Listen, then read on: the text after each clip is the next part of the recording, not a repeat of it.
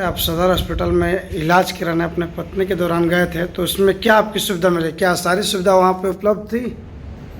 देखिए पत्रकार महोदय, आपको पूछने के लिए स्वागत है कि आप इस बारे में पूछ रहे हैं कि आप सदर अस्पताल भभुआ में गए तो आपने क्या क्या पाया। तो सदर अस्पताल भभुआ में मैं गया इमरजेंसी वार्ड में 25 जुलाई को। तो जो 25 जुलाई को गया तो 25 जुलाई को जाने के बाद में मैं 31 जुलाई को वहाँ से वापस आया। लेकिन 25 तारीख को 24 घंटे उल्टी के क्रम में मैं अपनी पत्नी रामरती का इलाज कराने हेतु सदर अस्पताल भभुआ में सुबह 7 बजे पहुंचा। तो वहाँ पाया कि डॉक्टर और नर्सें और सारे सुविधा जो व्यवस्था थी वो उपलब्ध था, उसमें कोई शिकायत नहीं था। लेकिन कुछ शिकायतें हैं जो मैं आपको जानकारी दे रहा हूँ। क्या थी वो शिकायत? जानकारी यह है कि महिला जेरिएट्रिक कक्ष जो है, पुरुष जेरिएट्रिक कक्ष ऊपर तल्ला चौथे तल्ला पर बना हुआ है इमरजेंसी वार्ड, और उस इमरजेंसी वार्ड में एसी नहीं है। एसी के अभाव में सारे गर्मी भर जितने उपस्थित इमरजेंसी वार्ड में रोगी थे सारे परेशान, सारे बेहाल हो जाते थे।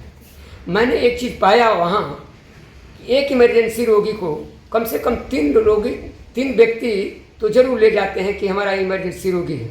तो 3 रोगी में तो एक रोगी तो चला आता है, लेकिन एक परिवार रोगी को देखने में व्यस्त रहता है तो दूसरा दवा दारू लाने में व्यस्त रहता है। मैंने देखा वहाँ पाया कि एक रोगी तो परेशान है, लेकिन 2 लोग देखरेख में जो हैं वो भी परेशान हैं।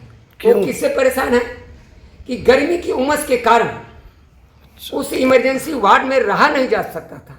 मान लीजिए कि एसी नहीं था, कूलर पंखा तो था ना। देखिए कूलर पंखा कैसा था, उसमें अभी जाकर के आप देख लेंगे कि उसमें जो मियाँ बीवी के लिए घर घर परिवार में लगाया जाता था उस तरह का एक कूलर है, और ऊपर में पंखा है जो हाई लेवल पर है, जो पंखा रोगी को छू नहीं पाता है।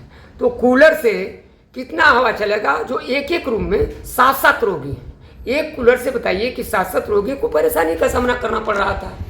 तो ये सब सारी बातों को देख करके मैंने बक्सर के सांसद माननीय सुधाकर जी को अवगत कराया और सासाराम के सांसद माननीय मनोज कुमार को भी अवगत कराया, इसके बारे में जानकारी दिया। एक चीज़ वहाँ का अच्छा लगा। वह कौन चीज़ अच्छा लगा कि वहाँ का सर सफाई जो था बहुत अच्छा लगा। खान पान का व्यवस्था, वहाँ का खान पान का भी व्यवस्था पर कोई शिकायत नहीं, अच्छा रहा। इस पे सिविल सर्जन जो पदाधिकारी उनसे बात की है इस पे? नहीं, उस समय मैं सिविल सर्जन पदाधिकारी से बात नहीं कर पाया था, लेकिन मैं बात किया कब कि मुझे बनारस में जाना था 31 तारीख को।